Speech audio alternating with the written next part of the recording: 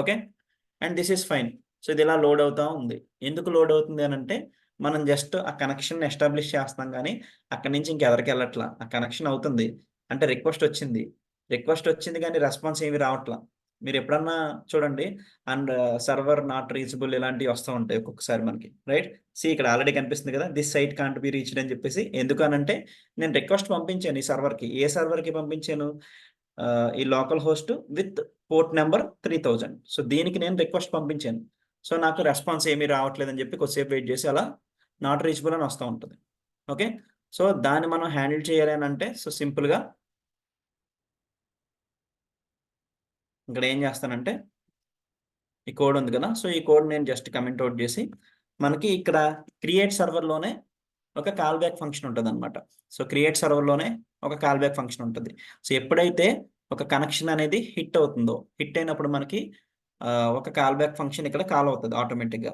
ఇది కూడా ఇంటర్నల్గా వాళ్ళ ఇంప్లిమెంటేషన్లో ఉంది, అంటే హెచ్టిటిపి సర్వర్ ఇంప్లిమెంటేషన్లో ఉంది. ఇవన్నీ కూడా Node.jsలో బికాస్ ఆఫ్ హెచ్టిటిపి మాడ్యూల్ వల్ల మనకి వస్తున్నాయి. ఇవన్నీ వాళ్ళు కాన్ఫిగర్ చేసి ఈ నోడ్ ఎన్విరాన్మెంట్లోనే సెట్ చేశారు. ఎప్పుడైతే ఈ హెచ్టిటిపి మాడ్యూల్ నేను గెట్ చేసుకుని దాంతో ఇలా సర్వర్ క్రియేట్ చేస్తానో, క్రియేట్ చేసిన వెంటనే నాకు ఈ సర్వర్ ఈ క్యాపబిలిటీస్ అన్నీ కూడా నాకు వచ్చేస్తాయి. సో దీంట్లో ఏంటంటే ఒక ఫంక్షన్ ఉంటుంది, అది ఒక కాల్ బ్యాక్ ఫంక్షన్. సో ఈ కాల్ బ్యాక్ ఫంక్షన్కి ఏంటి అని అంటే 2 పారామీటర్స్ వస్తాయి. ఎప్పుడైతే రిక్వెస్ట్ హిట్ అయిందో అప్పుడు ఆటోమేటిక్గా ఈ కాల్ బ్యాక్ ఫంక్షన్కి 2 పారామీటర్స్ బ్యాక్ వస్తాయి. ఓకే, సో అంటే మనం క్రియేట్ సర్వర్ చేస్తున్నాం కదా, ఈ కాల్ బ్యాక్ ఫంక్షన్ ఎలా ఉంచాం, సర్వర్ క్రియేట్ అయింది. ఎప్పుడైతే అక్కడ క్లయింట్ నుంచి ఒక ఈవెంట్, అంటే ఈవెంట్ రావడం అంటే ఒక యూఆర్ఎల్ని హిట్ చేశారు, హిట్ చేసిన వెంటనే మనకి ఇక్కడికి ఈవెంట్ అనేది రైజ్ అవుతుంది విత్ 2 పారామీటర్స్. ఫస్ట్ వచ్చేసి రిక్వెస్ట్ పారామీటర్, రిక్వెస్ట్, అండ్ సెకండ్ది రెస్పాన్స్. సో ఈ వేరియబుల్స్ మన ఇష్టం ఏమైనా ఇచ్చుకోవచ్చు, రిక్వెస్ట్ అండ్ రెస్పాన్స్. ఈ వేరియబుల్స్ అంటే మనం జస్ట్ ఈ పారామీటర్సే కదా, ఇవి అక్కడ నుంచి వచ్చే వాల్యూస్ని బట్టి యాక్ట్ చేస్తూ ఉంటాయి. ఓకే, అండ్ ఇక్కడ మనం ఏం చేయొచ్చు అని అంటే ఎప్పుడైతే మనకి అక్కడ హిట్ అయిందని తెలిసిందో అప్పుడు నేను రిక్వెస్ట్ ఏం వచ్చిందో తెలుసుకోగలుగుతాను, అలానే రెస్పాన్స్ ఏం పంపించాలో కూడా చేయగలుగుతాను. ఓకే, సో ప్రస్తుతానికి నేను రిక్వెస్ట్ గురించి ఏం పట్టించుకోవట్లేదు. ఏదొచ్చినా కానీ రెస్పాన్స్ అనేది వెల్కమ్ టు నోడ్ అని చెప్పేసి ప్రింట్ చేద్దామని అనుకుంటున్నాను. ఓకే, దానికి నేను ఆర్ఈఎస్, ఇక్కడ మనం రెస్పాన్స్ అంటున్నాం కదా, ఈ రెస్పాన్స్ అనేది మనకి అక్కడ హిట్ చేసిన వెంటనే ఒక ఆబ్జెక్ట్ వస్తుంది, అది రెస్పాన్స్ ఆబ్జెక్ట్. ఓకేనా, రెస్పాన్స్ ఆబ్జెక్ట్ అనేది వస్తుంది. రెస్పాన్స్ ఆబ్జెక్ట్ వస్తుంది అని అంటే అదొక ఆబ్జెక్ట్ అని అంటే ఆబ్జెక్ట్ లోపల డిఫరెంట్ పారామీటర్స్ ఉంటాయి. దాంట్లో నాకు రెస్పాన్స్ డాట్ రైట్ అని చెప్పేసి ఉంది ఒకటి, response dot write, and then node welcome Node.js అనేది పెట్టేసాను. అండ్ ఇది పెట్టిన తర్వాత నెక్స్ట్ నేను ఒకసారి ట్రై చేసి రన్ చేయడానికి చూద్దాం అనుకుంటున్నాను. Okay, okay, listening on port 3000 అని వచ్చింది, fine. And then localhost 3000.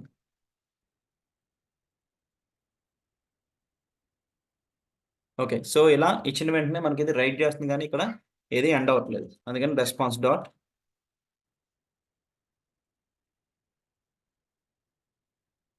Okay,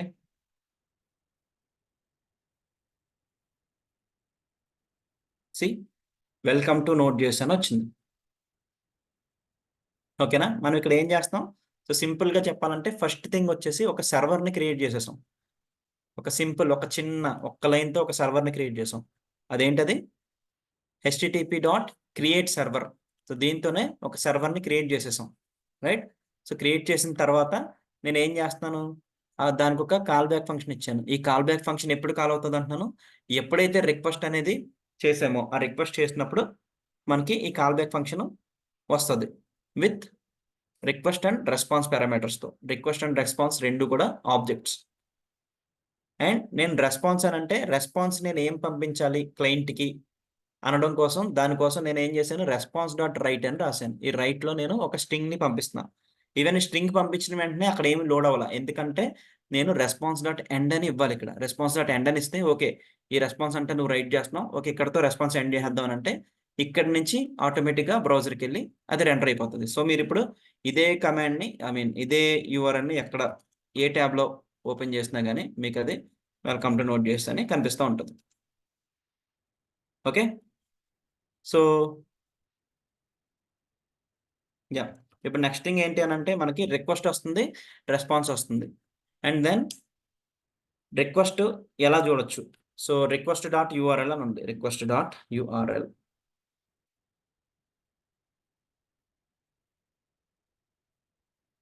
dot log of request dot URL అని తీసుకుంటే ఏ యూఆర్ఎల్ హిట్ అయింది అనేది కూడా తెలుస్తుంది. అంటే పోర్ట్ నెంబర్ వరకు మన బేస్ యూఆర్ఎల్ అనమాట. అక్కడ వరకు ఏది హిట్ అయినా కానీ మన సర్వర్ హిట్ అయినట్టే. ఓకే,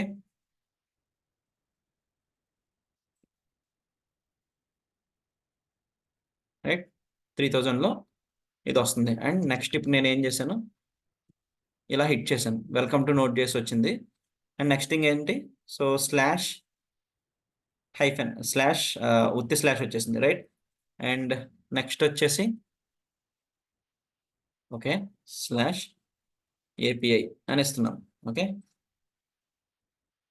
సో స్లాష్ ఏపీఐ అని ఇచ్చిన స్లాష్ ఏపీఐ అని వస్తుంది. సో ఫేవ్ ఐకాన్ అనేది అక్కడి నుంచి వచ్చేస్తుంది. ఓకే, సో నేను ఏదైతే ఇస్తున్నానో ఆ ఏపీఐ అనేది ఇక్కడ ఇలా వస్తుంది మనకి, రైట్. అండ్ నెక్స్ట్ థింగ్ వచ్చేసి ఆ యూఆర్ఎల్ బేస్ చేసుకునే మనం ఇక్కడ ఇఫ్ కండిషన్ రాసుకుని ఆ యూఆర్ఎల్ బేస్ చేసుకుని కూడా రెస్పాన్స్ని రాయొచ్చు. సో సింపుల్గా చెప్పాలంటే ఇఫ్ కండిషన్ రాయొచ్చు కదా. If of request URL request dot URL equal to slash something API అని అంటే ఇది రిటర్న్ చేయమని చెప్దాం. చూద్దాం ఎలా వస్తుందో.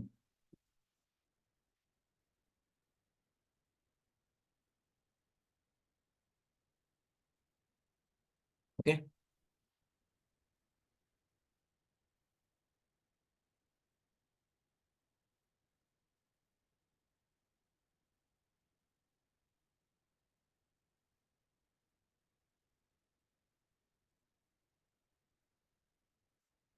ఓకే. సో ఏపీఐ బేసిక్గా ఇక్కడ స్లాష్ అనేది ఎక్స్ట్రా ఇచ్చాం కదా, అందుకని రాదు, రైట్. అండ్ ఎల్స్లో నేను మళ్ళీ అది కాకుండా ఇంకేదైనా కానీ ఇంకొకటి ఏదో రైట్ చేద్దాం అనుకుంటున్నాను. సో ఈసారి మేబీ ఒక జేసన్ ఆబ్జెక్ట్ని కూడా రైట్ చేయొచ్చు, like this way.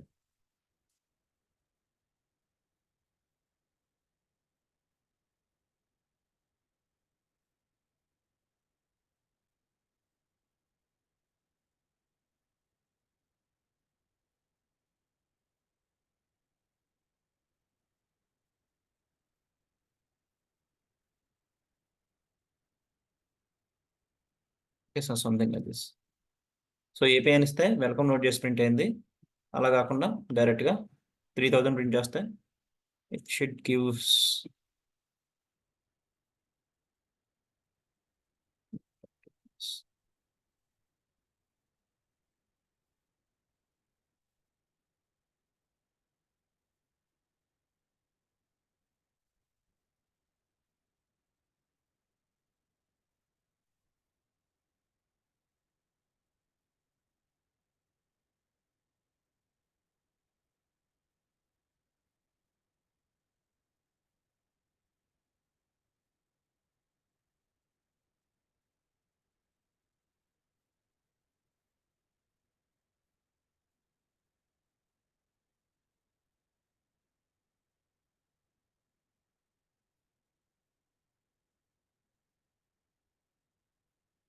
Okay.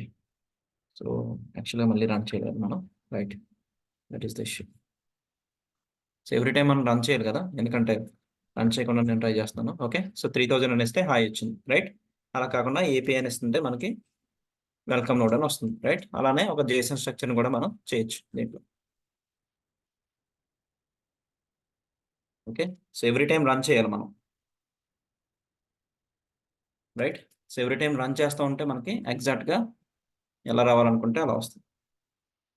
C Jason object వచ్చిందా, ప్రింట్ అయిందా, రైట్. సో లెట్ అస్ సే నేను ఇప్పుడు ప్రొడక్ట్స్ అని ఏదైనా ఇద్దాం అనుకుంటున్నాను. సో ప్రొడక్ట్స్ అని ఇస్తే నాకు ప్రొడక్ట్స్ ప్రింట్ చేయాలనంటే సింపుల్గా ఇక్కడ elif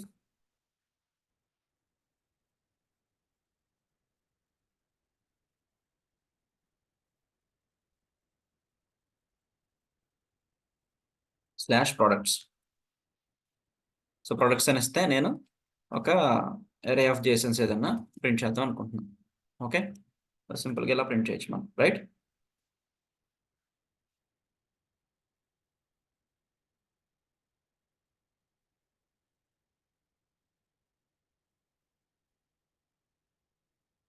name Apple price something.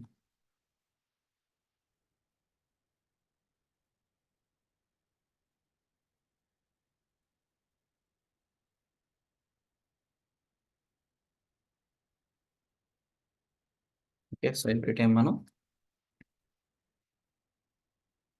Right. So ఎప్పుడైనా చేంజ్ చేసినప్పుడు గుర్తుపెట్టుకోవాల్సింది ఏంటంటే కంట్రోల్ చేసి మళ్ళీ మనం రన్ చేయాలి. సో అలా రన్ చేయకపోతే ఈ చేంజెస్ సేవ్ అయినాయి ఆటోమేటిక్గా రావు. సో అలా ఆటోమేటిక్గా రావడానికి కూడా మనకి తర్వాత నోడ్ మాన్ అని ఒక ప్లగిన్ ఉంటుంది, ఒక ప్యాకేజ్ ఉంటుంది. అది ఇన్స్టాల్ చేసుకుని మనం నోడ్ మాన్తో రన్ చేస్తే మనకి ఇక్కడ చేంజెస్ చేసిన వెంటనే ఆటోమేటిక్గా రిఫ్లెక్ట్ అవుతాయి. సో ఇప్పుడు మనం అది ఇన్స్టాల్ చేయలేదు కాబట్టి ఎవ్రీ టైం కంట్రోల్ చేసి మళ్ళీ నేను రన్ చేయాల్సి వస్తుంది. అందుకే ఇందాక రాలేదు మనకి. ఓకే ఓకే, సో ఇప్పుడు నేను మళ్ళీ దీనికి 3000 ఇస్తే అలా వస్తుంది. అండ్ ఏపీఐ ఇస్తే Node.js వస్తుంది. నెక్స్ట్ ప్రొడక్ట్స్, సేమ్ ప్రొడక్ట్స్ అని ఇస్తే మనకు కావాల్సిన ప్రొడక్ట్స్ వచ్చింది. ఒకసారి అబ్జర్వ్ చేస్తే మీరు ఎప్పుడైనా ఏపీఐని హిట్ చేసినప్పుడు ఇలా జేసన్ స్ట్రక్చర్ కానీ లేదంటే ఎక్స్ఎంఎల్ కానీ నార్మల్ టెక్స్ట్ లాగా కానీ వస్తూ ఉంటుంది.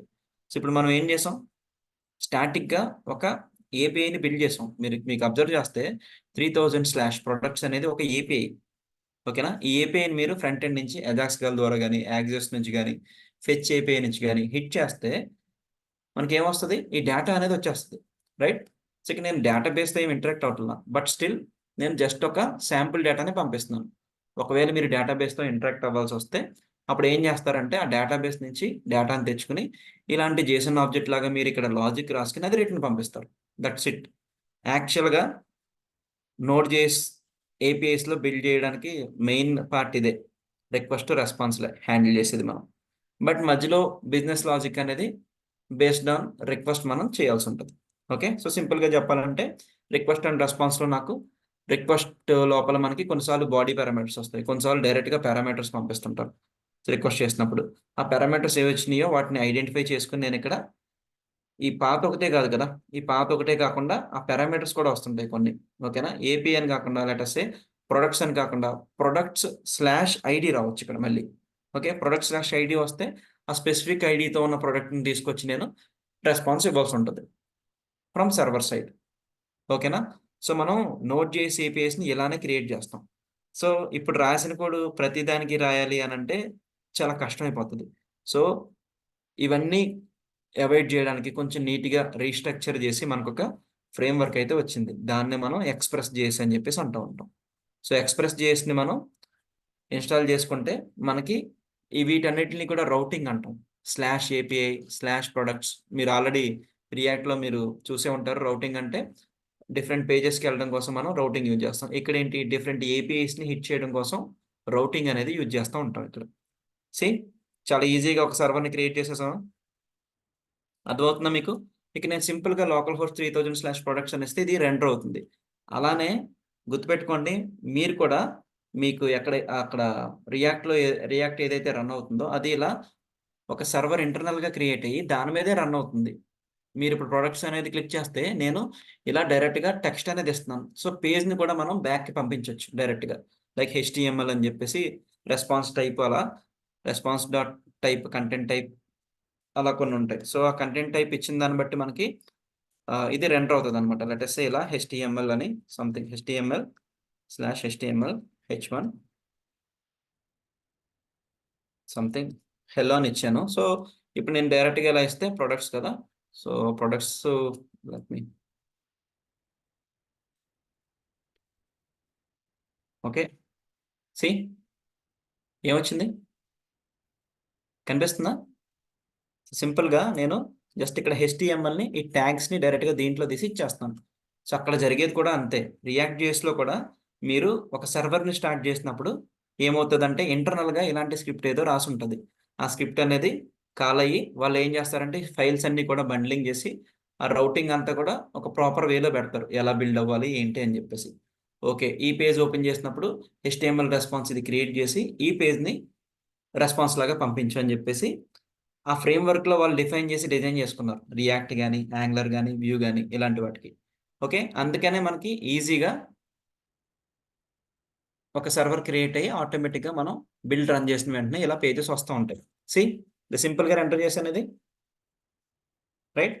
సో దీన్ని బట్టి మీకు ఏం అర్థమైంది, ఈవెన్ Node.jsతో కూడా మనం ఇలా ఒక HTML ఫైల్స్ని రెండర్ చేయగలుగుతాం.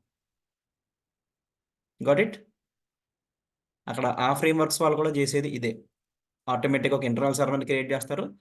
బిల్డ్ రన్ చేస్తున్నప్పుడు ఏ ఫైల్స్కి ఆ ఫైల్స్ సపరేట్ చేసి రౌట్ బేస్ చేసుకుని ఆ HTML కంటెంట్ని తీసుకొచ్చి ఈ రెస్పాన్స్లో రైట్ చేస్తారు. That's it. అంతే ఇంటర్నల్గా జరిగేది.